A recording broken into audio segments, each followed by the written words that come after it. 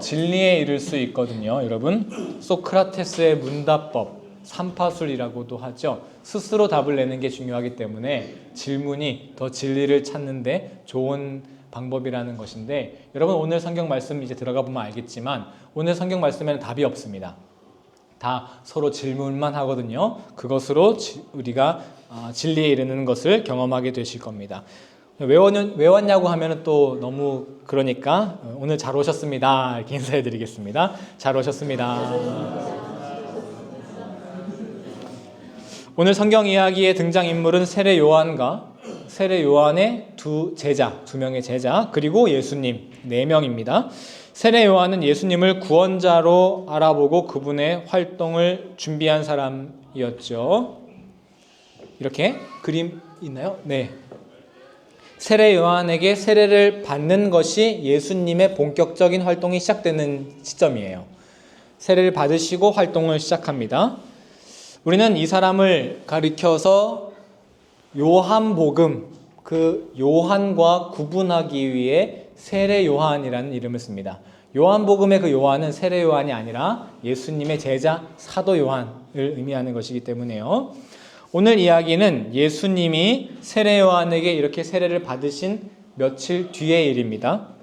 세례 요한이 자신의 두 제자와 함께 있었어요. 세례 요한이. 그런데 마침 예수님이 길을 지나가시는 거예요.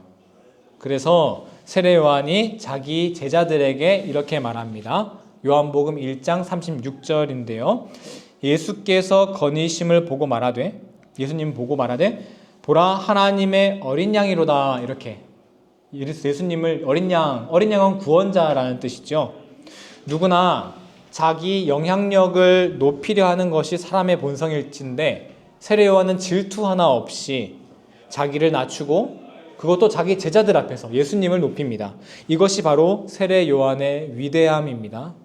자신을 낮출 때 오히려 위대해진다는 진리를 여러분 우리가 다시 한번 가슴에 깨닫고 새기고 말씀을 계속 이어가겠습니다. 세례 요한의 이 위대한 선포, 보라 하나님의 어린 양이로다. 이 말을 들은 두 제자가 세례 요한을 떠나서 예수님을 따라갑니다. 그 두 사람 중 한 명이 베드로의 형제인 안드레, 영어로는 안드레고요. 또 다른 한 명은 이름은 우리가 알 수 없어요. 누군 정확하게는 알 수는 없지만 그래도 베드로, 요한, 안드레 이렇게 항상 3명이 같이 나오기 때문에 아마 그 다른 사람은 요한이었을 것이다 라고 추측은 합니다. 그래서 안드레와 요한이 예수님을 찾아간 거예요. 그렇게 예수님을 찾아온 두 사람의 세례 요한의 제자였던 그 두 사람을 보고 예수님이 이렇게 말합니다. 무엇을 구하느냐? 한번 옆 사람에게 이렇게 물어볼까요? 무엇을 구하세요? 무엇을 구하십니까? 성경을 한번 볼까요? 38절인데요. 읽어보겠습니다. 시작.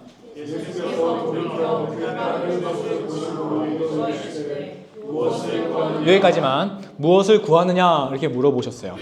재미있는 점은 오늘의 이 예수님의 질문이 요한복음에 나오는 예수님의 첫 번째 말씀이라는 거예요. 최초의 말. 오늘 자신을 따라온 이 두 청년에게 하신 예수님의 질문이 오늘 우리에게도 던져지고 있습니다. 여러분, 무엇을 구하려 이곳에 오셨습니까?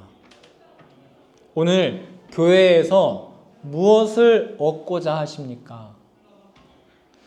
우리가 찾는 것이 내면의 평안이라면 요가나 명상을 통해서도 얻을 수 있습니다. 얻고자 하는 것이 친교나 인간관계라면 괜히 이 사람 저 사람 다 모이는 교회에서 나랑 안 맞는 사람 괜히 마주치지 말고 그냥 나와 맞는 사람들끼리 일주일에 한번 카페에서 수다 떠는 게 훨씬 더 유익할 것입니다.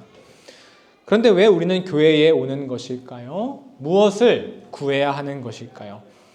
오늘 여러 가지 이유로 또 여러 다양한 인연을 통해 예배에 나오셨습니다. 분명 하나님께서 여러분에게 무엇을 주고 싶으신 거예요. 그렇기 때문에 여러분을 부르신 거죠. 그러면 무엇을 주시고자 하나님은 여러분을 이 자리에 부르신 것일까요? 오늘 그에 대한 답을 제자들의 대답에서 한번 찾아보겠습니다. 예수님께서 무엇을 구하느냐라고 물었다 하셨죠. 그 두 제자에게, 안드레와 요한. 그랬더니 제자들이 뭐라고 대답했을까? 38절 다시 한번 우리 처음부터 끝까지 읽어보겠습니다. 예수께서 돌이켜 그 따르는 것을 보시고 물어 이르시되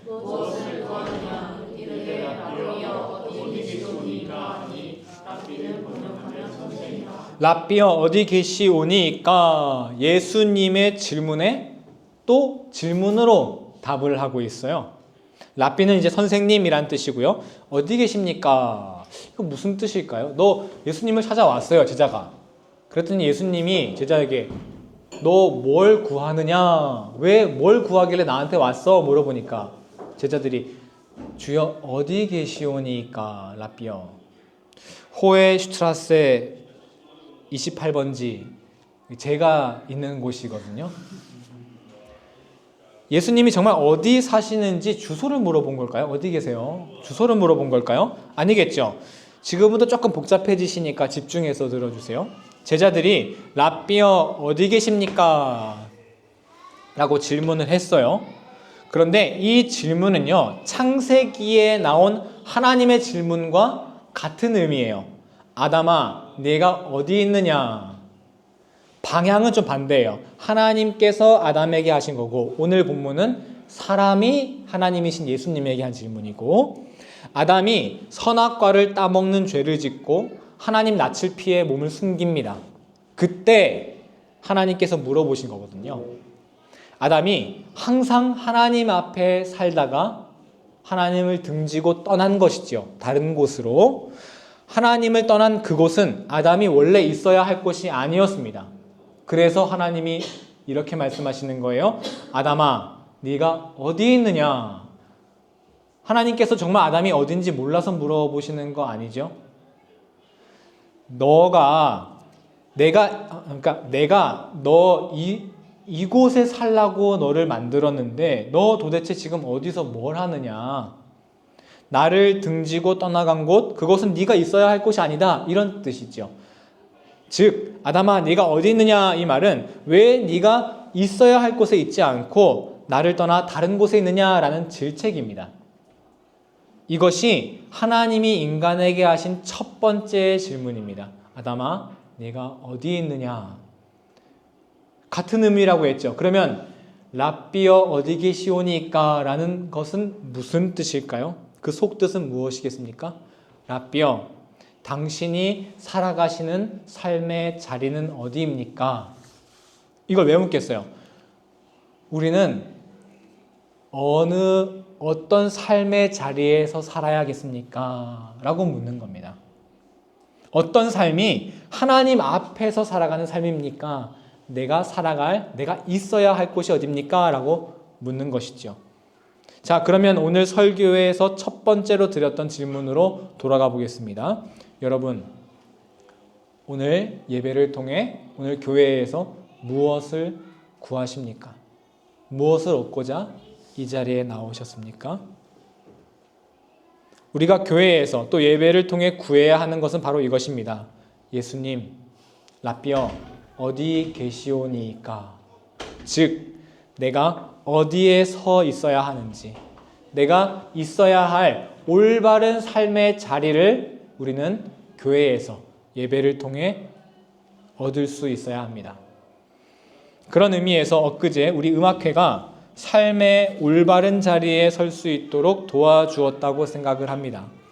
음악회가 끝나고 생각보다 많은 사람들이 적극적으로 그 단체 에르츠트 데어 웰트에 대해 물어보고 관심을 갖고 팜플렛 찾아보고 담당자에게 가서 이렇게 대화 나누고 하시는 거 여러분 보셨을 거예요. 예수님이 항상 여러분 어디에 서 계셨습니까? 로마 황제 옆에? 부자들 옆에? 아니죠. 항상 아프고 가난하여 소외된 약자들 곁에 서 계시지 않았습니까? 너무나 부족하지만 조금이나마 우리뿐만 아니라 여러 사람들로 하여금 예수님이 서 계신 곳에 가까이 갈 수 있게 했던 시간이 바로 어제였다는 거예요. 어제 음악회를 통해 많은 사람들이 조금은 더 가까이 예수님이 계신 곳에 갔던 것이죠. 개인적으로 한 가지 아쉬움이 있어요. 연주회를 마치고 축하하는 시간을 좀 더 의미 있게 보냈으면 좋았을 것이다. 이런 아쉬움이 있는데 제가 너무 정신이 없어서 그러지 못했어요. 심지어 아내가 여러분에게 다 꽃을 한 송이씩 다 준비를 했어요. 꽤 비쌌는데 저기 부엌에 지금 아마 그대로 있습니다. 그래서 여러분 아내는 제가 죄송하지만 잘 전달했다고. 그래서 여러분 오늘 꽃이 잘 지금 남아 있을지 잘 모르겠어요. 잘 시들어 있을지 최대한 제가 많이 핀 걸로 가지고 와가지고 여러분 카톡방에다가 보니까 다 번역기 돌려서 다 읽고 있더라고요. 그 카톡방에. 그래서 카톡방에다가 이제 고맙다고 하나씩 이제 메시지를 보내주시면은 이제 알리바이가 잘 성립할 것 같습니다. 그 꽃보다 아쉬운 건 더 아쉬운 게 하나 있었는데 한 분 한 분 소감을 좀 들어봤으면 좋았겠다 이런 생각이 들더라고요. 왜냐하면 연주회를 마치고 많은 분들께서 매우 풍성한 뭔가 말로는 설명할 수 없는 그런 마음을 누리고 계신 것을 제가 보았기 때문입니다. 특히 연주회 마치고 직후에 제가 이제 마무리 인사를 하러 가야 했기 때문에 제가 짧게만 봤는데 우리 혜진 자매가 가장 처음으로 많은 분들이 이제 눈물을 보이셨는데 처음 이제 울기 시작한 것을 제가 봤어요. 그런데 그 눈물이 좀 묘해 보이더라고요. 분명히 뭔가 우리가 그냥 평범한 감격스러운 그런 감동에서 나오는 눈물이 아니었어요. 그래서 어떤 느낌이었냐면 본인도 왜 우는지 나도 왜 우는지 모르겠어. 약간 이런 눈물이었어요. 그래서 막 다른 분들 막 따라오시고 그리고 정작 오보에를 연주한 송채영 자매는 우리 교인이 아닌데도 마지막 연주에서 뭔가 막 뭉클했다고 하더라고요.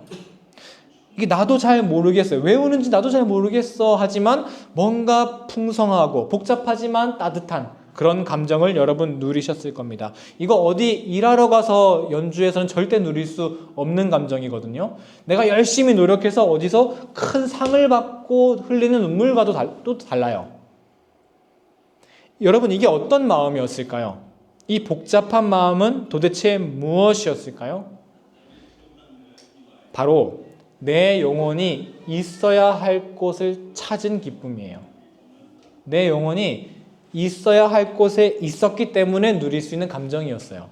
이사야 43장 21절 여러분 읽어주시겠어요? 시작.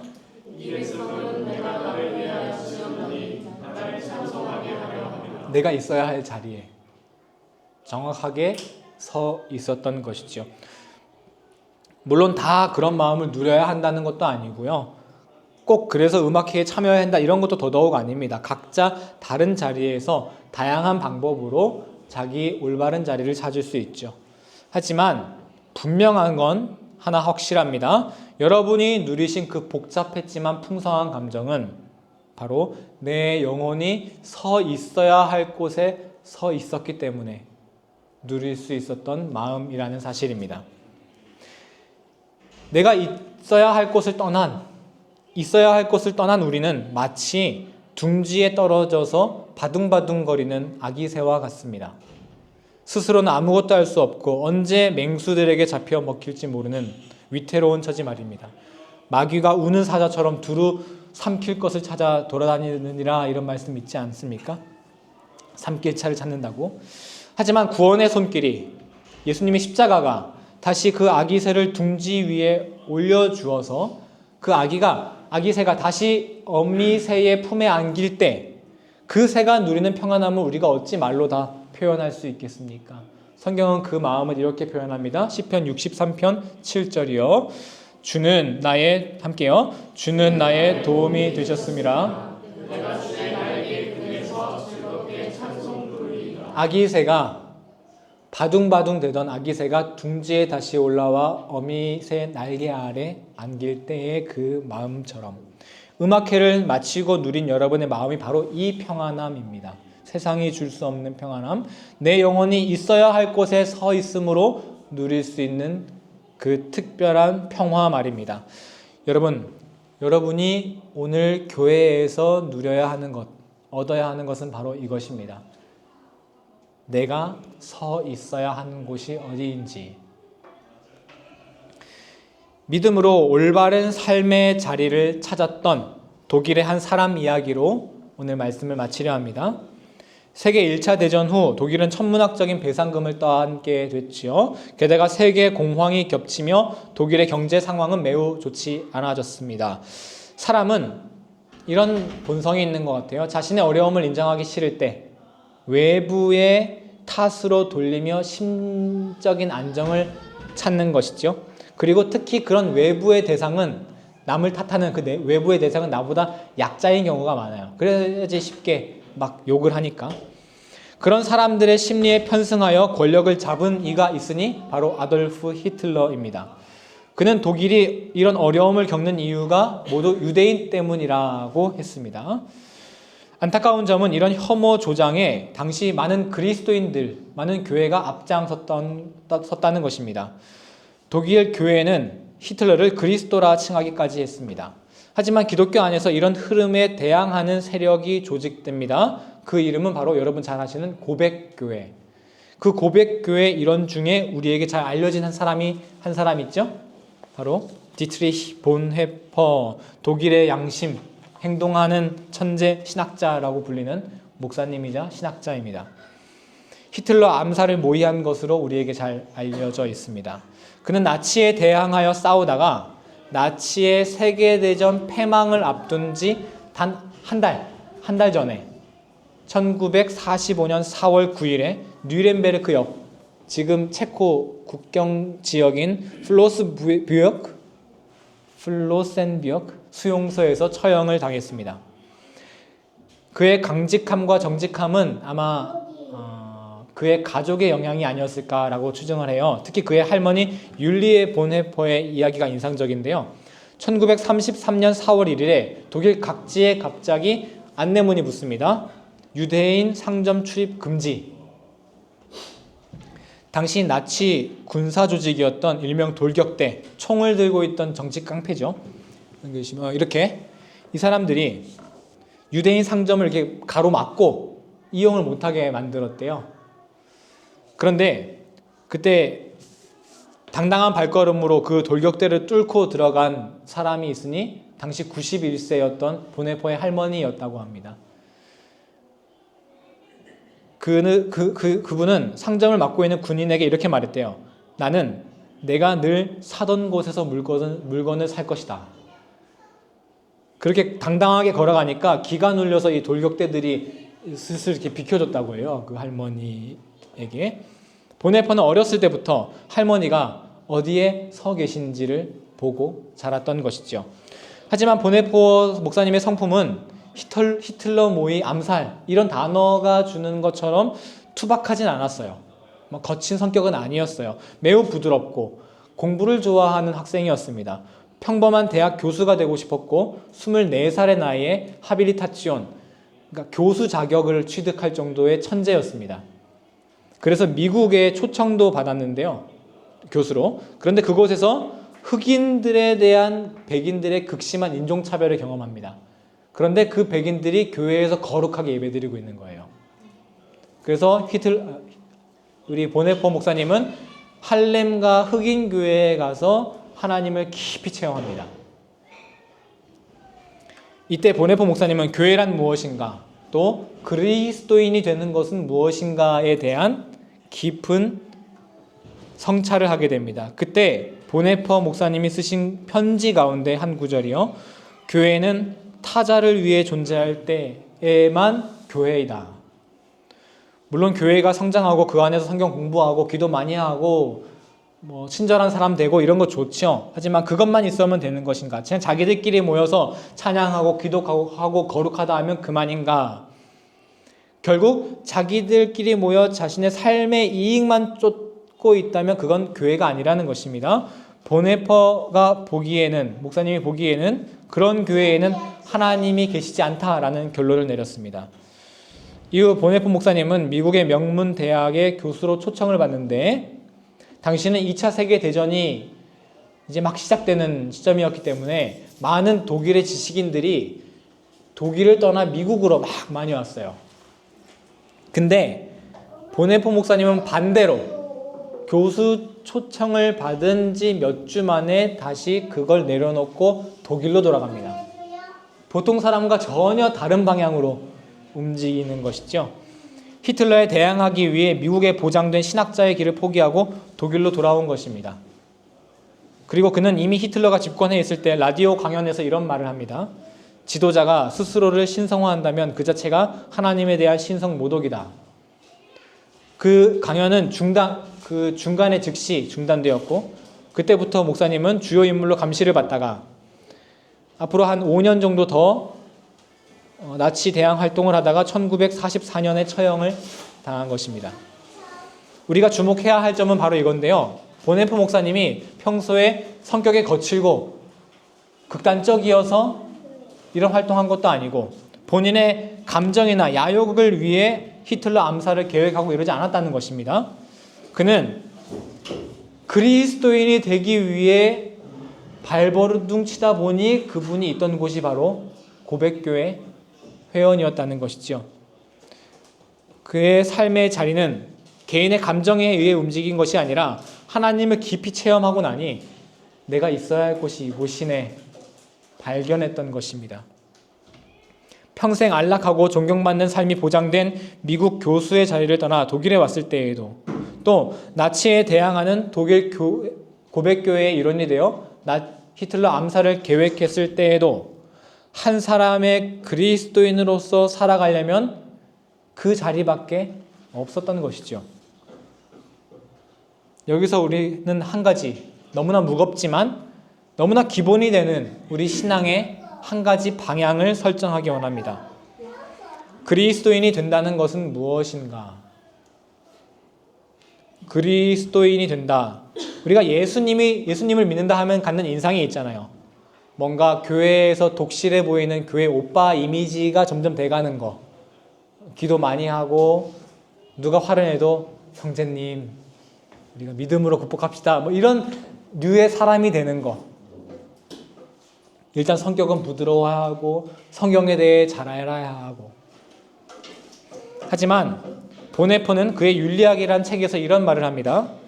그리스도인이 된다는 것은 특별한 종교인이 되는 것이 아니라 한 사람의 참된 인간이 되는 것이다.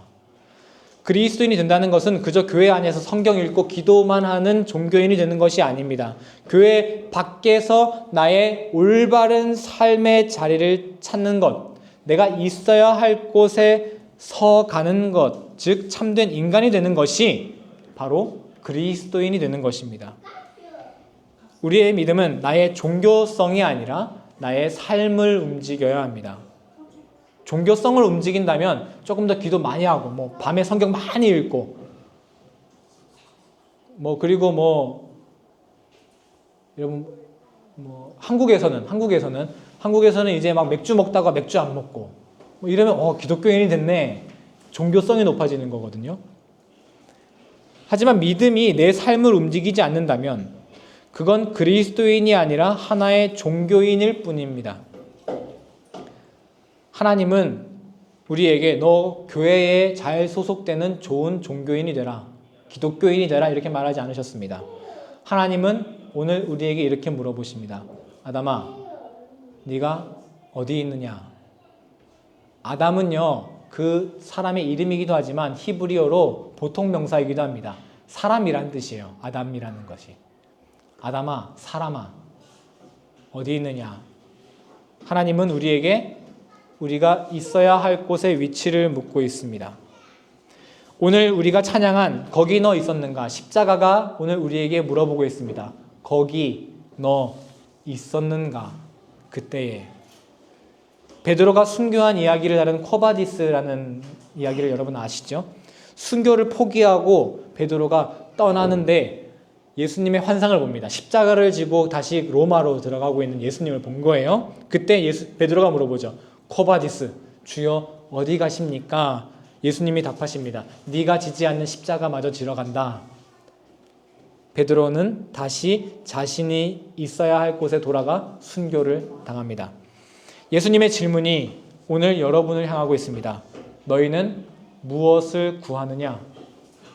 여러분, 오늘 앞으로 교회에서, 예배에서 무엇을 구하시겠습니까? 이미 완성되어 있는 내 삶을 더 완벽하게 가꾸어줄 종교인의 모습을 찾으십니까? 불안정한 내 삶을 만족시킬 어떤 기적을 구하십니까? 오늘 제자들의 질문이 여러분의 답이 되기 원합니다. 주여 어디 계시오니까? 내가 어디 서 있어야 하겠습니까? 교회 안에 고정된 내 삶에 덧붙일 종교인의 모습이 아니라 믿음으로 교회 밖에 내 삶의 올바른 자리를 구하고 그 자리에 서기 위해 노력하는 여러분이 되시기를 예수님의 이름으로 간절히 축원합니다. 네, 함께 찬양하겠습니다.